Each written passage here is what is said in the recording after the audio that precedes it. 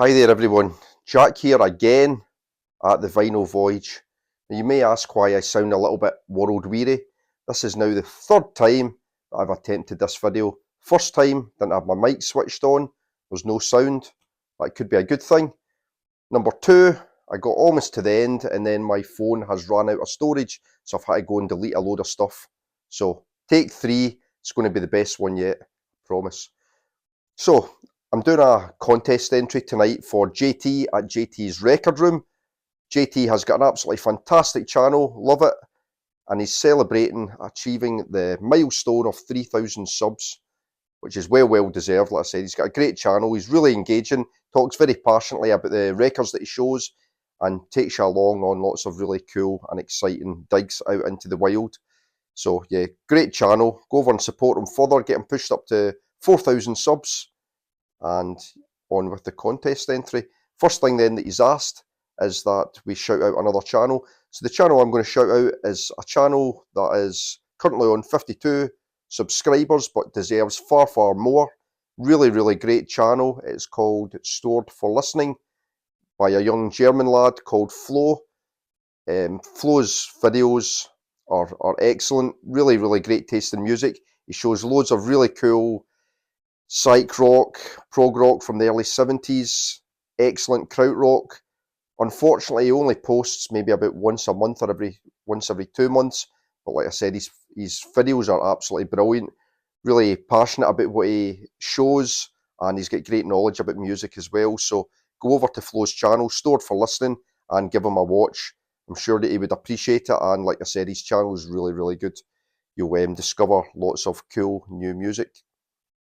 Now, next part of the contest then was to show 3 records that were tied into the theme of food. So that was either an album cover showing something food or drink related, or a song that was has that was either food or drink themed as well. So the first one I'm going to show then is someone who seems to be kind of uncool at the moment. You never really hear anybody mention them. And that is Cat Stevens. This is his 4th album, Tea for the Tillerman, from 1970. And yeah, I love Cat Stevens. He's brilliant.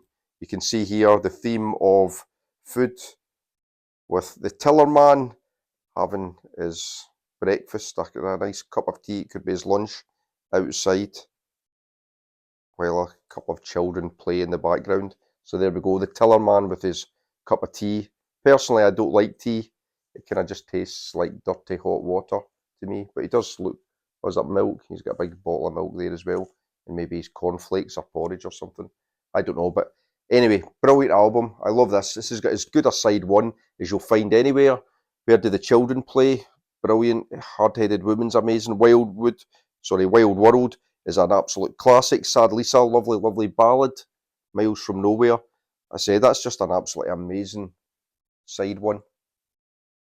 This is a 80s anniversary edition, 25th anniversary on Island. But yeah, that next side as well.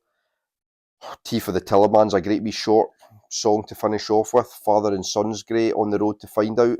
That's amazing. Can't beat the songwriting of Cat Stevens. Wrote all the songs on here. Just tremendous stuff. Love a bit of Cat Stevens. Next up then, from 2009, Paolo Nutini from Paisley in Scotland, another singer-songwriter. This is his 2nd album called Sunny Side Up.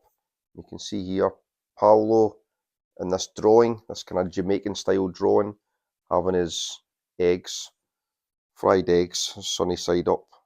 So yeah, cool album. I really like this edition. This is a repress on this sunny yellow vinyl. It's cool. It's got some great songs on here. It's got a bit of a ska influence. That first track, 10 over 10, 10 out of 10. That has Rico Rodriguez, the legendary trombonist who played with the Specials and a host of Jamaican ska artists over the years. He plays on this. Questlove from hip-hop band The Roots plays drums on a number of tracks. The kind of big tracks on here would have been Candy was a big one. Pencil Full of Lead. I find that song a little bit annoying. I think it's just I've heard it so many times. Worried Man was the only song that he didn't write on side 2. That's a really, really cool kind of traditional song. Yeah, cool album. His previous album, his first album, is really good as well. These Streets, I actually probably slightly prefer that album, but These Streets doesn't have Paolo eating fried eggs in the front, so there we go. Sunny Side Up, Paolo Nutini, good Scottish artist. The next one then, I showed this album recently, Beggar's Banquet. The first 2 have been quite tame, but obviously with the Stones, it's a whole different kettle of fish. So we've got the old band cover, I think that was banned in the US, the toilet scene, all the graffiti. But then if you go into the inside gatefold, you've got just this amazing scene of debauchery with the Stones in Sarum Chase Hall, or Sarum Chase Estate in Hampstead in London. And you see that? Such a good image. Yeah, them just enjoying their beggar's banquet. Yeah, it's such a cool image, that. I believe when the photographer took the photos, he showed Mick the next day, and Mick really, really liked these kind of images of debauchery. And they were black and white images, and he asked to borrow them, and when he took them away, he hand-coloured the little bits of colour in there. Obviously, you get Brian Jones here playing with a Labrador.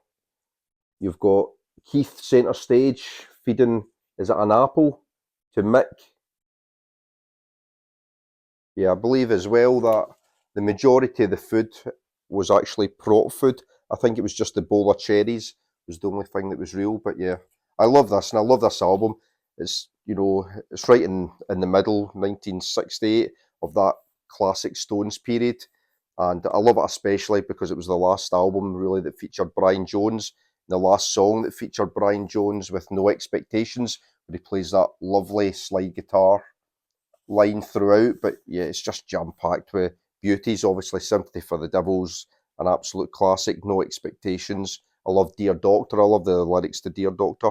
Jigsaw Puzzle, one of my favourite songs, one of my favourite Stone songs. Again, amazing slide guitar in there. Stray Cat Blues, another absolutely beauty of a song, but yeah, a bona fide classic. Excellent, I love it, really, really good. And to finish off then, JT had asked that we give a recommendation, so recommend an album. So I'm going to go for an album from 2024. It's been my favourite album of the year. It's been one of my favourite albums probably now of the last 20 years. I absolutely love this. It is Vampire Weekend with Only God Was Above Us. Their 5th album, their last album. This is like the indie exclusives version of it. It doesn't matter what version you get. The album is absolutely brilliant. I really love the photography in here. It's fantastic. The songs are so good. We got a track listing on here. Nope. Ice Cream Piano is absolutely amazing. The first track. Other beauties on here. The Surfer is really, really good as well. Really, really catchy. Kind of, it's got like a bit of a George Harrison slide guitar vibe to it. We're looking like the Beasties there. Yeah, the whole album is just great. Classical is another fantastic song. Really good, like great drum beats. Lovely piano work. The lyrics are brilliant. I just love the way that Vampire Weekend build up their songs into these kind of crescendos of melody, and yeah, they're just absolutely excellent. Really, really good stuff. But yeah, I believe there's no track listings. I can't remember the names of all the songs. But yeah, that's my recommendation. Only God Was Above Us, Vampire Weekend. You will not be disappointed. If you want something a little bit different, if you like Vampire Weekend, you'll definitely love this. It's really, really good. Capricorn, it's another fantastic song. But yeah, the whole album from start to finish is just absolutely amazing. So there we go. That's my recommendation. That's my entry into JT's contest. Like I said, go over, if you don't know his channel, go over and check out JT's channel. Certainly go over and check out Flo's channel at Store for Listening. Absolutely brilliant too. And until the next one, I think I'm going to try and do a video at the weekend. I've started a new job, or a temporary job, so I'm kind of a bit pushed for time at the moment. So I'm trying to find little pockets of time to make videos. I've got a couple of ideas. I've got one for the weekend and then something else planned as soon as I get a delivery in. And until the next ones then, I'll see you later. Bye for now.